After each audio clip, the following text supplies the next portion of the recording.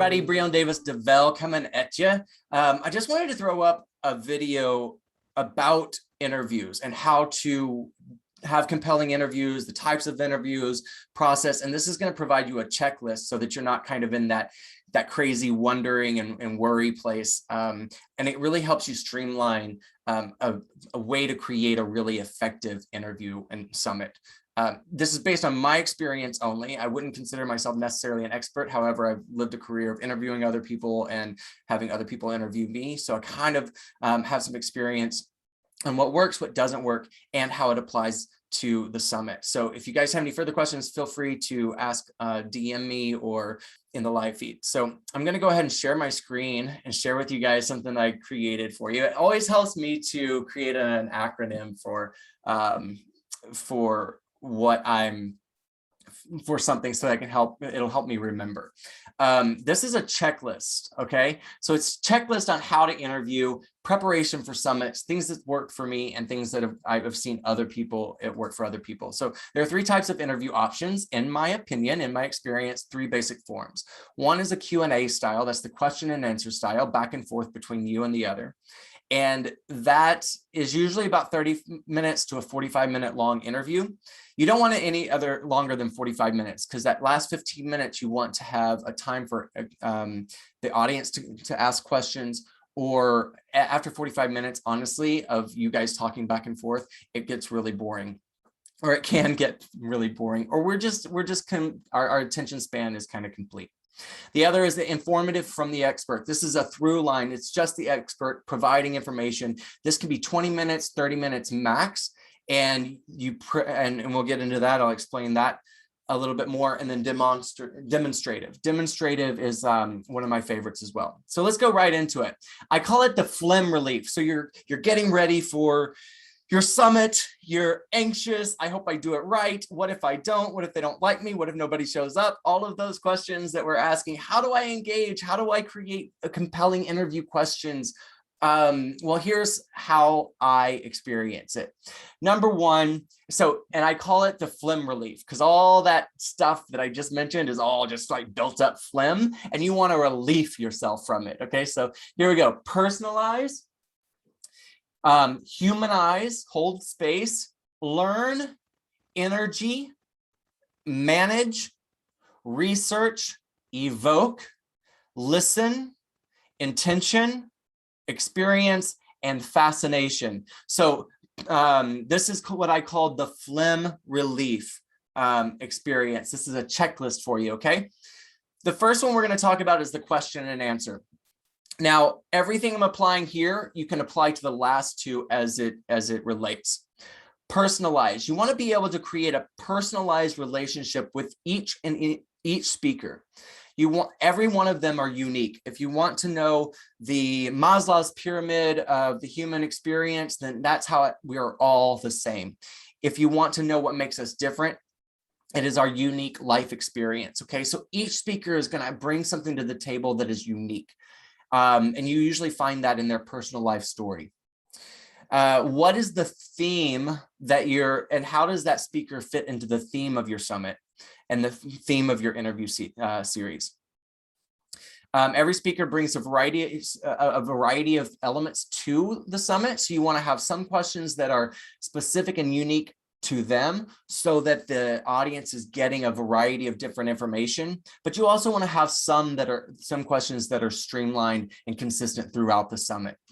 And then you take that research. And then you want to research. This is going to prep you so much. Do a lot of research for each one of the speakers. Read their bio, read their book if you have time. Watch other videos, and I'll get to research when we talk about relief. So we'll get to that in a second, but know their backstory so that you can bring those things up, and they really appreciate that because it personalizes the relationship. They feel seen, the expert feels seen and feels acknowledged that you've done that research. The second one is you want to humanize and you want to hold space. When you humanize the relationship, you want to ask them, what's a story that the speaker can provide? What is a personal story, some transcendent moment that changed their life or transformed their perspective to get them to where they are now? These stories are really great because they engage the audience. They give us a journey to go on. We really want to be able to connect. We really want to be able to connect with the speaker and be able to find a likeness between ourselves and the speaker, the audience, as well as the host. Okay, so when you are telling the story or you're allowing the speaker to engage, then you want to be able to be really relaxed so that you can hear and be present with whatever the speaker is sharing with us. Okay.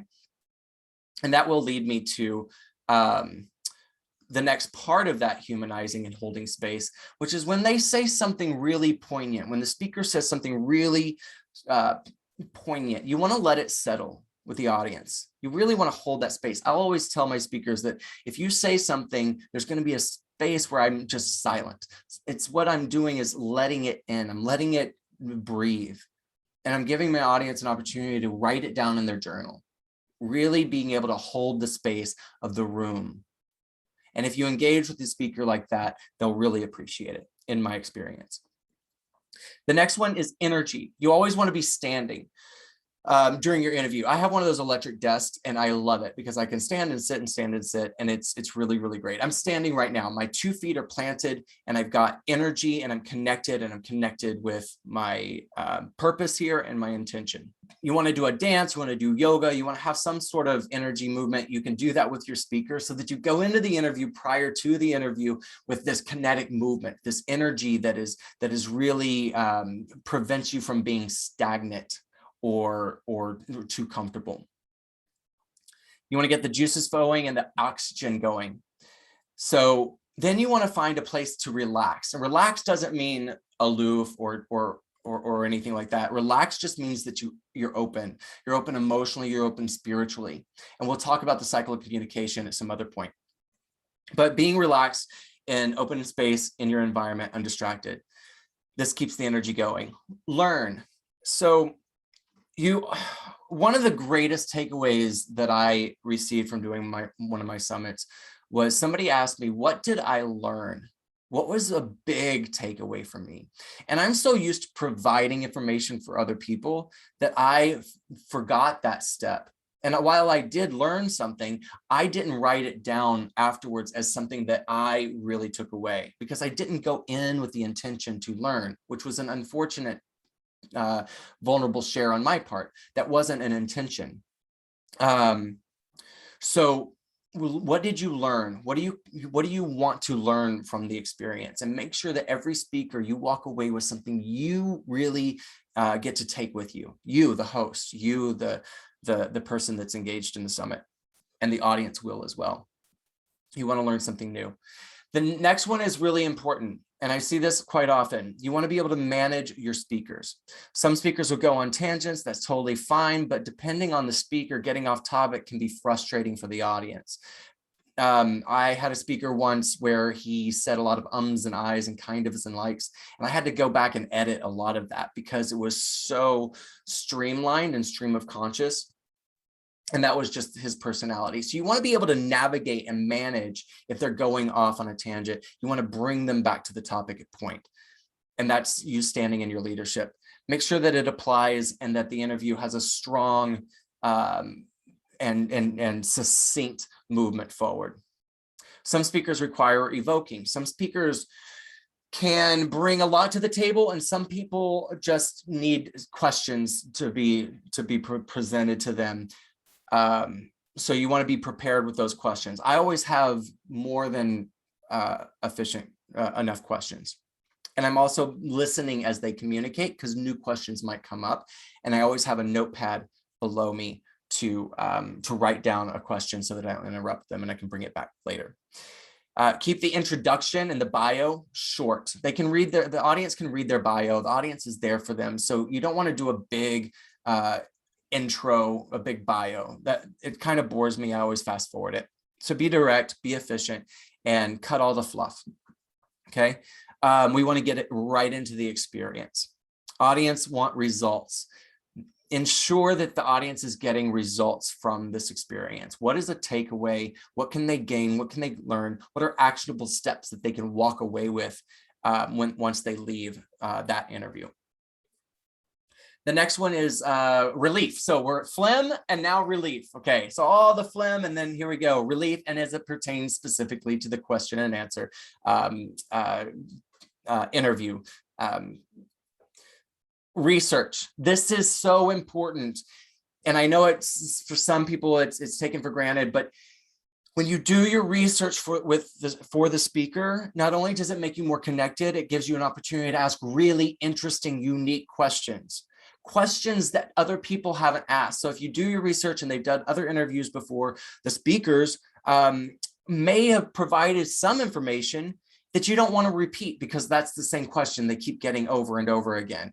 One of my speakers was a film festival director, and he gets interviewed all the time. So I wanted to ask really specific questions that other people hadn't asked him. I wanted to go deeper. And so in order for me to do that, I had to do a lot of research. And he was very appreciative of that too. Or if I saw an interview that he's done, but I wanted more elaboration, I would call on that interview and I would say, hey, can you elaborate on this? I heard you say this. The speakers love to be seen, and your research will lead you to something fascinating about them, I promise. You want them to bring them something unique to your interviews, so knowing normal questions that people ask them, that they answer in other interviews, it can support you avoiding those questions and then getting right to something a little bit deeper. You want to be able to evoke. So if they're answering something surface, you want to go underneath. You want to be able to ask questions that are going to go underneath. You know, what was a relationship that really transformed your life? What was something, a person? And tell me more about that person. Tell me more about your father. Tell me more about that mentor. You want to bring the energy that you're committed and you're intending to create. You want to make sure you're maintaining that energy when you're evoking something from the audience, when you're evoking something from the collaboration. And let it be emotional. Don't be afraid to connect with the speaker in a way that kind of takes them off guard. Obviously, you want to have trust built with them. So it's important for you to connect with them prior to your interview, but you want to be able to connect with them. And most speakers are really going to be ready for that. They're going to be really prepared and they want you to evoke emotion from them. It humanizes them, going back to the humanizing and holding space. Don't be afraid to let them be emotional. Don't be afraid to let them be vulnerable and human. Okay, so you want to evoke that. You want to be connected to them so you can evoke it. Listen, avoid the urge to relate or coach yourself. Your audience is already going to pretty much know you. So there's no reason to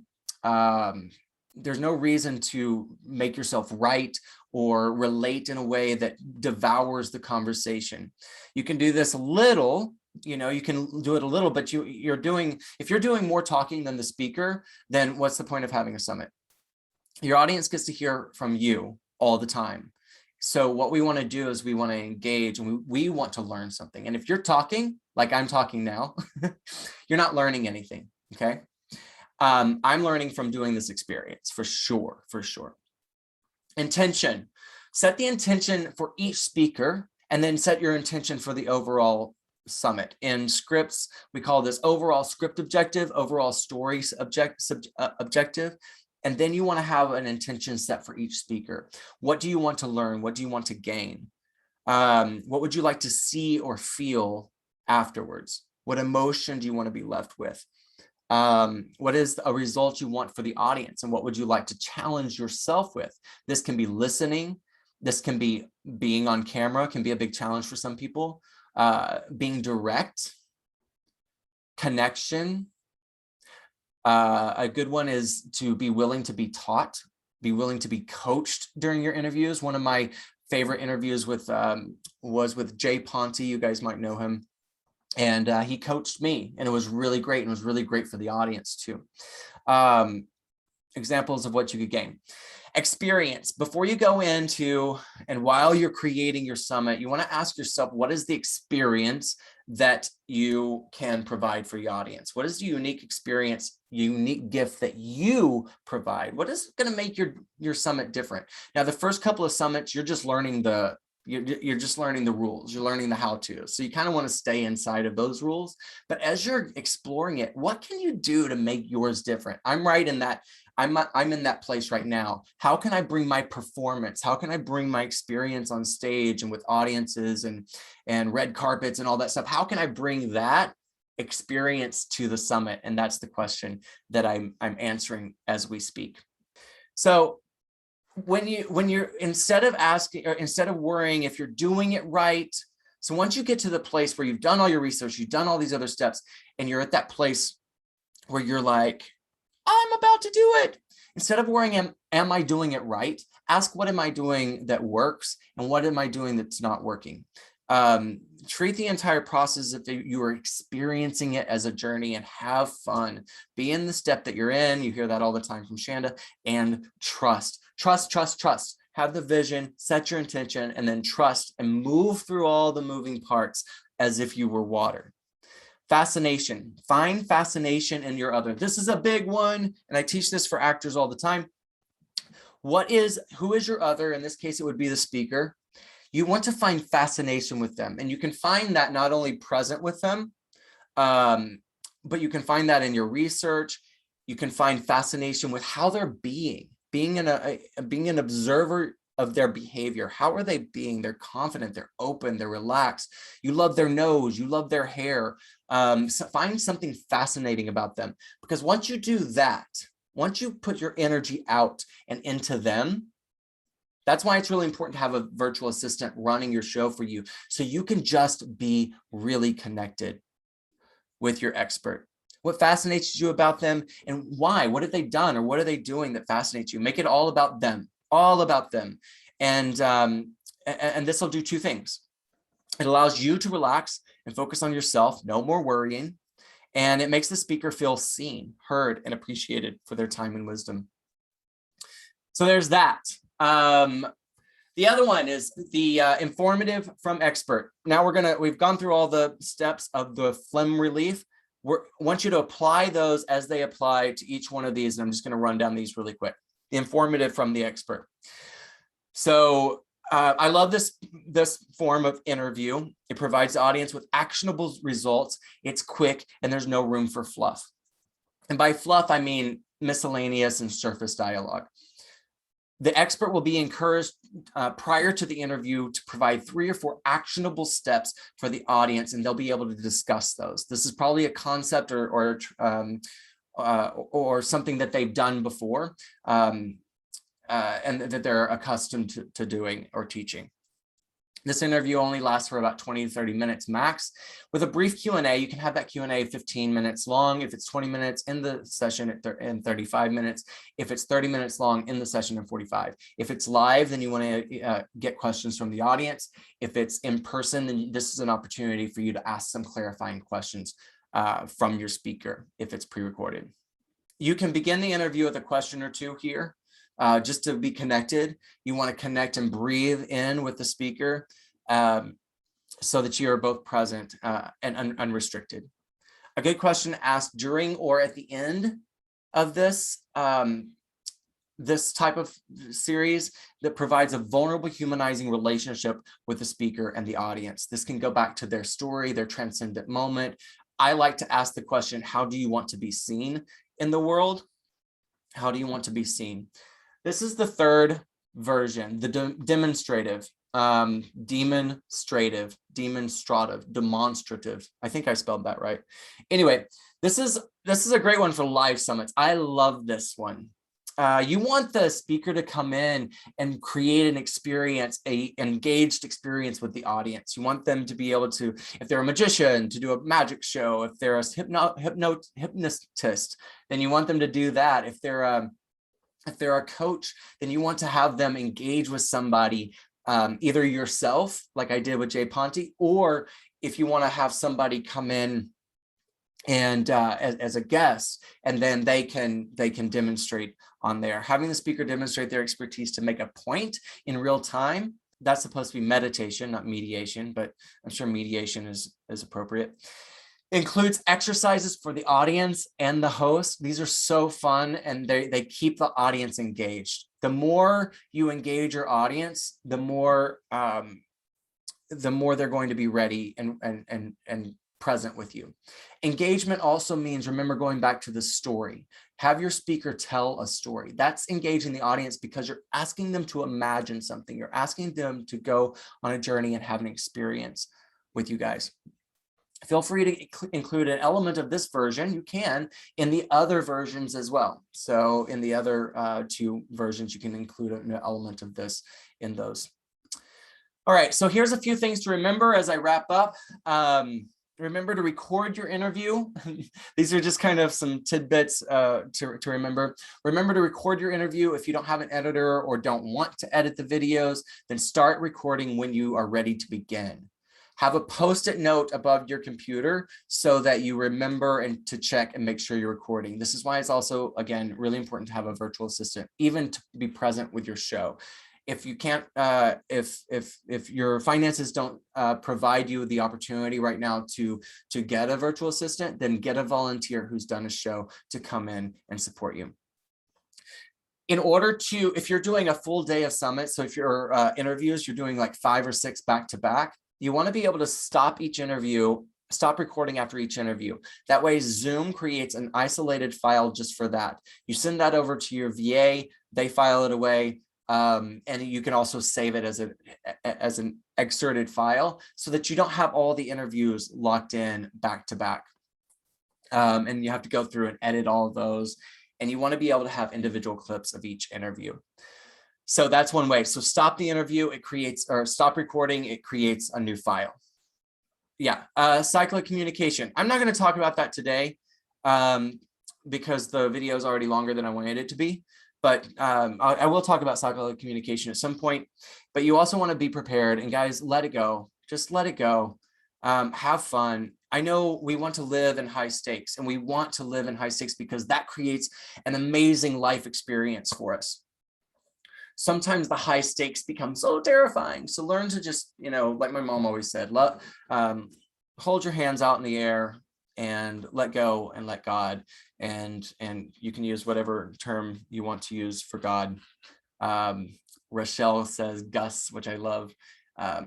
So Phlem Relief right there, you guys. Gus is God, universe, source. God, universe, source. So that's who Gus is. So I love that. I hope this supports you. Let me know down below and what takeaways, what worked, what didn't work, and if it supports you or not, or if anything else you'd like me to talk more into.